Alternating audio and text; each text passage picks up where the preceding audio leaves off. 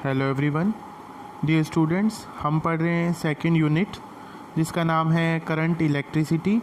और हम आज नया टॉपिक पढ़ने जा रहे हैं जिसका नाम है स्पेसिफिक रेजिस्टेंस और रेजिस्टिविटी। जैसे कि हमने रेजिस्टेंस का फॉर्मूला पहले निकाला था जो कि बराबर था R is equal to rho L by A. R यहाँ पर सिंबल है रेजिस्टेंस के लिए, रो जो कांस्टेंट है वो है रेजिस्टिविटी, एल उसकी लेंथ कंडक्टर की, और ए जो है वो एरिया। क्रॉस मल्टीप्लाई करके हमने रेजिस्टेंस का फॉर्मूला निकाला रेजिस्टिविटी का, rho is equal to R A by L.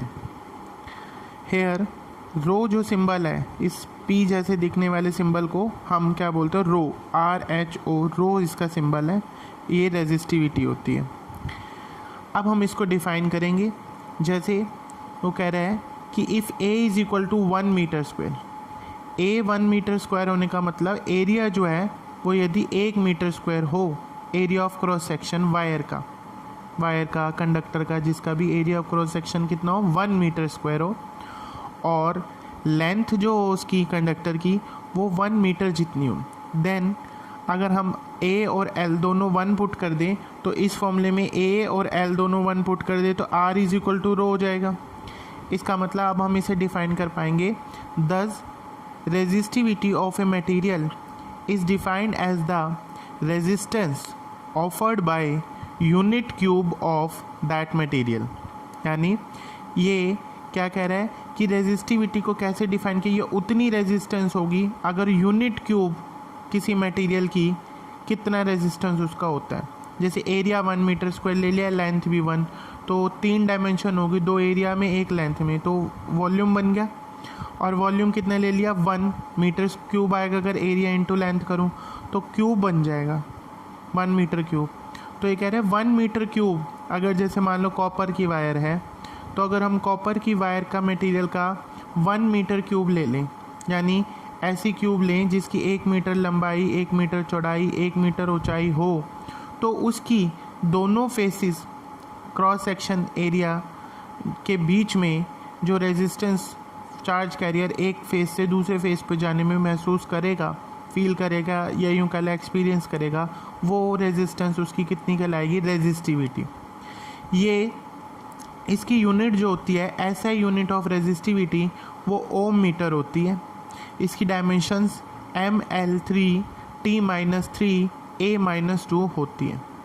उसके बाद है इम्पॉर्टेंट पॉइंट कि resistivity depends upon nature of material. ये मटेरियल के नेचर पे डिपेंड करते हैं कि वो कौन से मटेरियल का है। जो कॉपर का है तो उसकी रेजिस्टिविटी अलग होगी, आयरन है तो अलग होगी, सिल्वर है तो अलग होगी।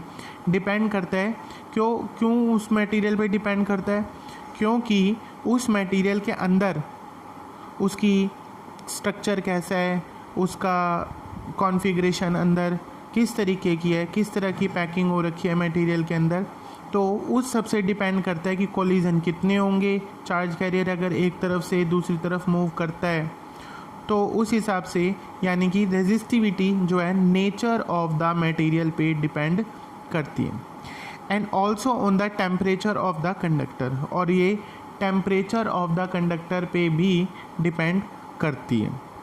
अब हमने कहा कि रो जैसे अभी फॉर्मूला निकाला R A by L, R का फॉर्मूला हम डिटेल में निकाल चुके, वो कितना था, ML upon ANE square tau, और पीछे ये A बाय एल, A से A कट गया और L से L, यानी रेजिस्टिविटी का फॉर्मूला कितना आया, rho is equal to M upon NE square tau. M क्या है, mass of the charge particle, N number of electrons, E उसका चार्ज, टाउ जो है रिलैक्सेशन टाइम। ये सारी चीज़ें एक गिवन मटेरियल के लिए हमेशा क्या रहती हैं, फिक्स रहती है। यानी कॉपर के लिए रेजिस्टिविटी फिक्स, आयरन के लिए फिक्स, कोई सेमीकंडक्टर है, सिलिकॉन है जैसे, उसके लिए फिक्स। तो अब रेजिस्टिविटी का एक ऑर्डर दिया गया, ये जनरली MCQs में पूछा जाता है कि रो इंसुलेटर की रेजिस्टिविटी सबसे ज़्यादा होती है, बहुत ज़्यादा रुकावट होती है उसमें, यानी करंट फ्लो करता ही नहीं है एक तरह से। उससे कम होती है सेमीकंडक्टर्स की, सेमीकंडक्टर के बाद एलॉय की, और सबसे कम होती है कंडक्टर्स की। कंडक्टर्स की रेजिस्टिविटी जो है वो बहुत कम होती है। उसके बाद नेक्स्ट हम टॉपिक स्टार्ट करने जा रहे हैं, वो है effect of temperature on resistivity, यानी यदि अगर टेम्परेचर हम बढ़ा दें तो क्या रेजिस्टिविटी पे क्या असर पड़ेगा।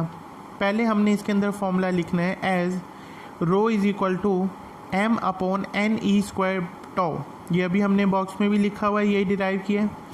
अब पहला पॉइंट, इसका इफ़ेक्ट देखेंगे किसके अंदर, पहला मेटल्स के अंदर, कि when temperature of metal is increased, जब अगर हम टेम्परेचर बढ़ा दें मेटल का तो उससे क्या होगा, तो उससे फ्री इलेक्ट्रॉन्स जो होते हैं उनका कोलिजन, जब वो चलेंगे फ्री इलेक्ट्रॉन्स, वो किसके साथ टकराएंगे, एटम और आयंस दूसरों के बीच में।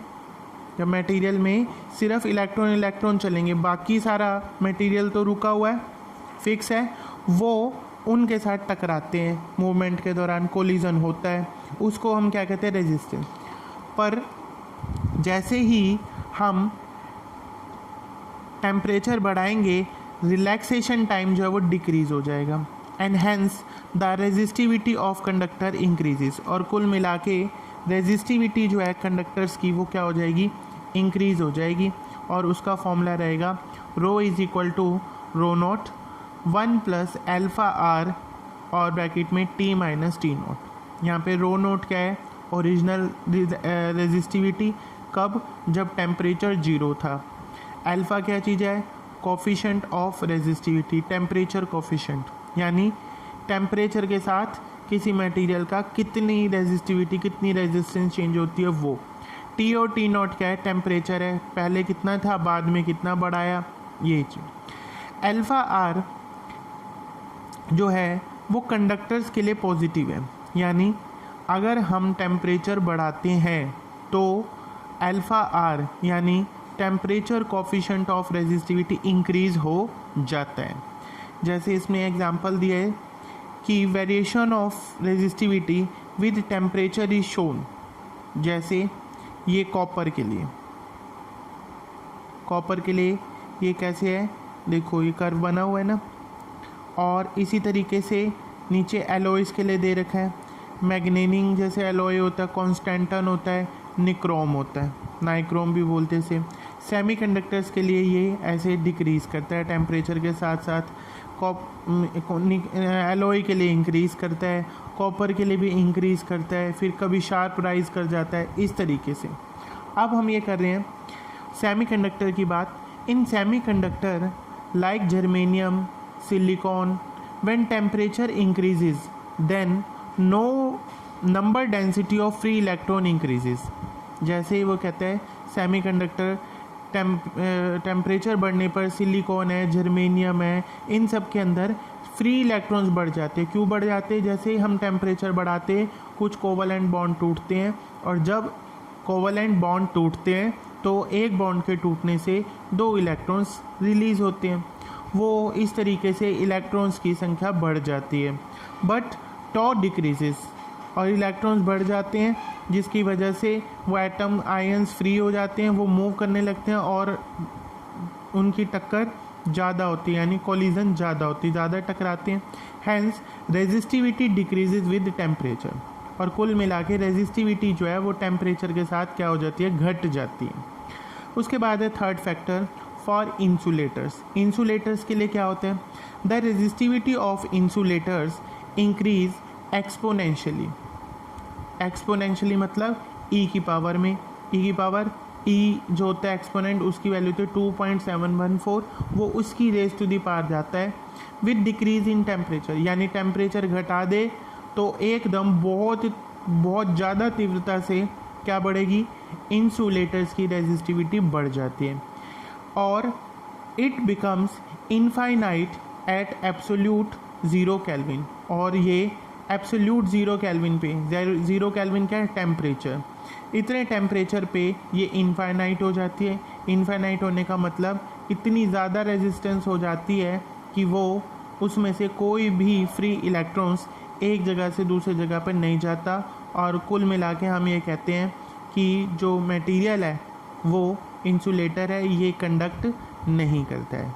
तो आज हम इतना ही करेंगे। Thank you.